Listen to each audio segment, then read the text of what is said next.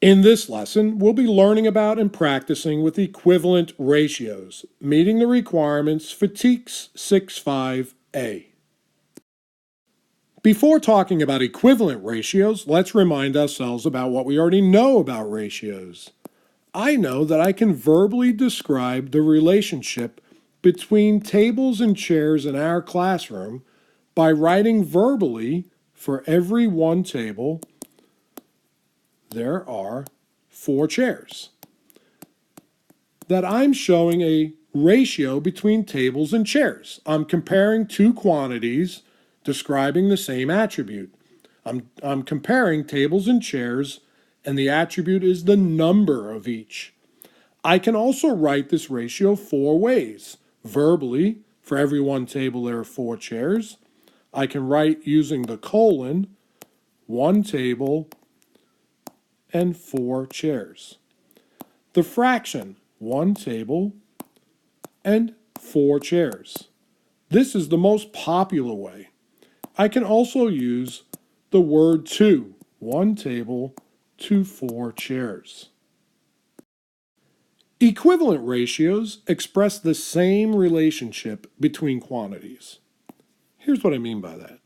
I know if for every 1 table there are 4 chairs, then an equivalent relationship would mean if there were 3 tables, there would need to be 12 chairs. Now, how do I know that? Well, if for every 1 table there's 4 chairs, then when I increase the number of tables by 3, in other words, I've multiplied the tables by 3, to keep the same relationship, I'd have to do the same thing to the chairs. And if I did, in fact, for every 3 tables, there would be 12 chairs. These ratios are equivalent. They express the same relationship between quantities. For every 1 table, there are 4 chairs. I can use what I already know about simplifying in order to help me to determine whether or not ratios are equivalent. I will know that ratios are equivalent if they simplify back to the same simplified ratio. What do I mean by that? Well, I know that 1 to 4, or 1/4, is already simplified. I also know that 2 and 8 share the greatest common factor of 2, so that 2 over 8, or 2 to 8, can be simplified to 1 to 4. That 3 and 12 share a greatest common factor of 3, and that 3 to 12 can also be simplified to 1 to 4. And that 5 and 20 share a greatest common factor of 5, and 5 over 20, or 5 to 20, can in fact be simplified to 1 to 4. Because all of these ratios simplify back to the same simplified ratio, I know they are equivalent. Ratio tables, input-output tables, graphs, and pictures are some of the tools we can use to find and represent equivalent ratios. A ratio table is an excellent tool you may use in order to build equivalent ratios. If you were attempting to predict equivalent ratios. So for example, if I knew that for every 1 table there are 4 chairs, and then I said, well then what happens when there are 2, or 3, or 4, or even 10 tables? How many chairs would there need to be in order for the ratios to be equivalent, in order for the relationship between tables and chairs to remain the same? Well, you would use what's called a scale factor. A scale factor is a number that you multiply by one item in your ratio and then by the other item in your ratio in order to keep the relationship the same. So for example, when I changed from 1 table to 2 tables, what I did was multiply my tables by 2. So I would have to do the same thing to the chairs. And if I did, I would know that for every 2 tables, there must be 8 chairs. And then in fact, if I went back to one table, my original ratio, and multiplied it by 3 to give me 3 tables, I would do the same thing to my chairs, multiplying them by 3, which means for every 3 tables, there would have to be 12 chairs. That for every 1 table, there are 4 chairs. For every 2 tables, there are 8 chairs. For every 3 tables, there are 12 chairs, are all equivalent ratios. And I could continue to do the same thing throughout the remainder of this table. In fact, I could go to the ratio of 2 to 8 right here and multiply this 2 times 2 and multiply this 8 times 2 and know that for every 4 tables there would have to be 16 chairs. Finally, I can return to my original ratio of 1 to 4 and know that if I multiplied my tables by 10, I would get 10 tables. And that if I multiplied my chairs by 10, I would get the number of chairs necessary to show an equivalent ratio. For every 10 tables, there are 40 chairs. All of these ratios are equivalent. I used a scale factor to move from one ratio to another. Now, in the previous table, I showed you how to use a scale factor, right, multiplying, to scale up, right, to move to the right through the table. Well, in this table, I'm going to show you how you can use a scale factor to scale down, to move left, scaling down. So what if I said the number of tables in the room, 1, 2, 4, 8, and 16. And in fact, I knew that in a room with 16 tables, there were 64 chairs. And now I needed to find equivalent ratios throughout the remainder of the table. Well, again, I could look at 16 and 8 and recognize that to get from 16 to 8, I would need to divide by 2, which is scaling down.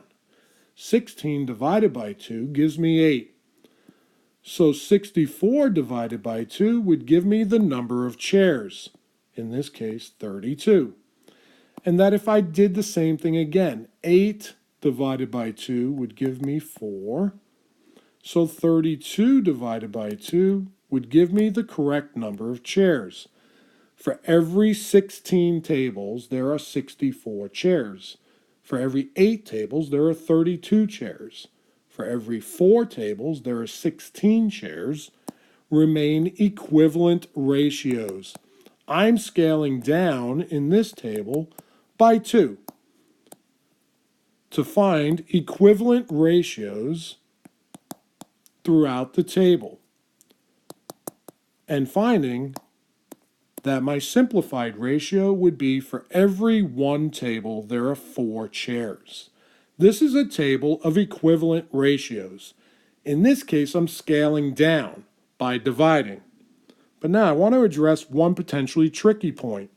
Although I've been dividing by 2, if I describe my scale factor is not 2. My scale factor is 1/2.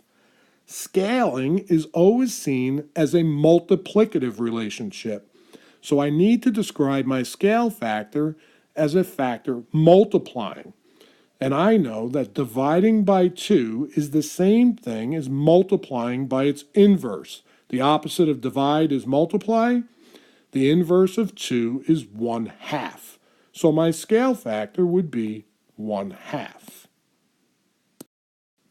An input-output table is also an excellent way to represent equivalent ratios. So that if I know for every 1 table there are 4 chairs, then I also know if there are 2 tables, there are 8 chairs. That I can immediately see the process is times 4. What am I doing to the input, the tables, to generate the output, the chairs? Multiplying by 4 gives me the equivalent ratio throughout the table. So that if I had 4 tables, I would know I needed to multiply by 4 to get 16 chairs. That for every 4 tables, there are 16 chairs is an equivalent ratio to for every 1 table, there are 4 chairs. And again, if I had 5 tables, I would know the process was times 4, which would mean an equivalent ratio would have to have 20 chairs. A graph is another excellent way to show a visual representation of your ratio, or in fact, all of your equivalent ratios. I'm going to graph the input-output table that we just completed. In fact, you can see the table at the top right of this picture. When I graph on the coordinate plane, I always begin at the origin, right here at 0, 0. I move horizontally first along the x-axis, and in this graph, the x-axis is the tables. So my first number of tables is 1. I start at the origin, I move horizontally to 1 for 1 table, and then vertically to 4, because when there is 1 table, there are 4 chairs. I return to the origin and move horizontally now to 2 tables, and then vertically to 8 chairs, because for every 2 tables, there are 8 chairs. I return again to the origin, and now I move horizontally to 4 for 4 tables, and then vertically to 16, because for every 4 tables, there are 16 chairs. Now, it's not unusual that your graph may not be large enough to graph everything in your table, so you have an option here. One option would be to stop right here. Another option would be to estimate. In other words, I could go back to the origin, move horizontally to 5 for my 5 tables, and then move vertically all the way to 16. But I know I need to get to 20. So I could estimate approximately where I believe 20 would be on my graph. I'm now going to connect all 4 points. Well, 5 points actually, because I'm going to start at the origin. This relationship is multiplicative. I'm scaling up, and every time I scale my tables up by multiplying, I do the same thing to my chairs. I have an arrow on my graph at the end of my line to show that if I were to continue to add tables, I would also be adding chairs. This relationship would continue on and on and on. As I increase tables, I would increase chairs.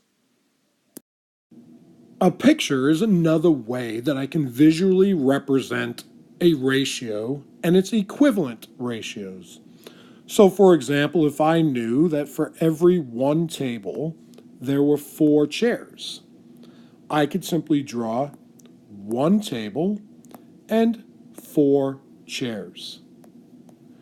And that if in fact there was a second table, I knew that there then had to be a total of 8 chairs. And that if there were a third table, then of course the total of chairs needed to be 12. So that my ratios of 1 to 4, 2 to 8, and 3 to 12 are all equivalent. They are showing the same relationship between the tables and chairs. For every 1 table, there are 4 chairs. And that in fact, these 2 equivalent ratios simplify back to my original ratio of 1 to 4, and that's how I can prove they are in fact equivalent. Let's wrap up this lesson. In this lesson, I talked about equivalent ratios. That in fact, if ratios simplified to the same ratio, then they were equivalent. And that I could use ratio tables, input-output tables, graphs, and pictures as tools to build equivalent ratios or to represent them.